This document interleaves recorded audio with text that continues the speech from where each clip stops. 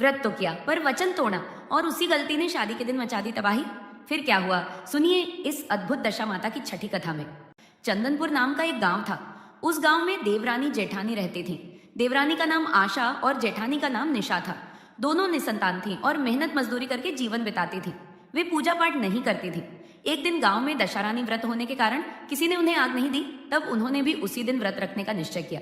शाम को पड़ोसन से उन्हें दशहरानी व्रत का महत्व पता चला कि सच्ची मनोकामना से किया गया व्रत फल देता है। तब दोनों ने गंडा लेकर मनौती मानी कि यदि उन्हें संतान होगी तो वे सुहागिनों को भोजन कराएंगे। दशहरानी की कृपा से दोनों गर्भवती हुई और समय आने पर दोनों को पुत्र प्राप्त हुए। समय बीतता गया। देवरानी आशा बार बार जेठानी निशा को मनौती पूरी करने के लिए कहती रही, लेकिन निशा हर बार किसी न किसी बहाने से टालती रही। कभी अन्नप्राशन, कभी मुंडन, कभी सगाई और अंत में शादी तक टालती रही।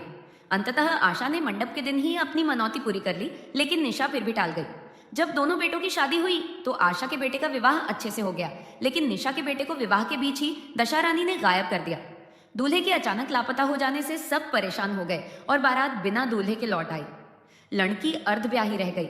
लड़की के माता पिता बहुत दुखी हुए, पर गांव वालों ने सलाह दी कि लड़की को सदाव्रत भोजन सेवा करने दिया जाए। लड़की ने यह काम शुरू किया और वर्षों तक आने जाने वालों की सेवा करती रही। एक दिन एक साधु उस गांव में आया। उसने रास्ते में एक पारस पीपल के पेड़ के नीचे रात बिताई, जहां रात में देवताओं की सभा लगी।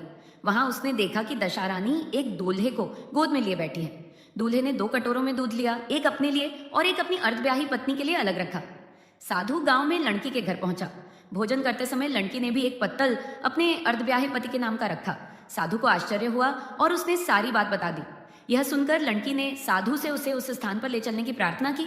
बहुत समझाने के बाद भी जब वह नहीं मानी तो साधु उसे पारस पीपल के पास ले गया। रात में वहां फिर से देव सभा लगी। लड़की भी अप्सराओं के साथ नृत्य करने लगी और पूरी रात बिना थके नाचती रही। उसकी भक्ति और समर्पण देखकर दशहरानी प्रसन्न हुई और उसे वर मांगने को कहा। लड़की ने अपने पति को ही मांग लिया। दशहरानी ने वचन निभाते हुए उसे उसका पति वापस दे दिया।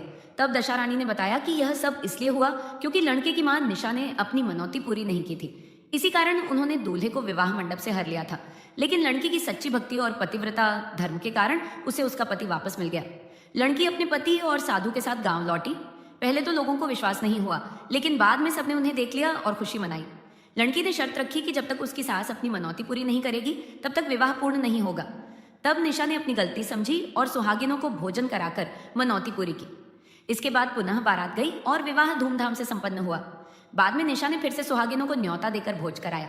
इसी घटना के बाद से विवाह के समय सुहागिनों को न्योता देने की परंपरा शुरू हुई। दशहरानी ने जैसे सती की दशा फेरी, वैसी सबकी फेरे। कथा सुनने वाले और सुनाने वाले सबका कल्याण हो।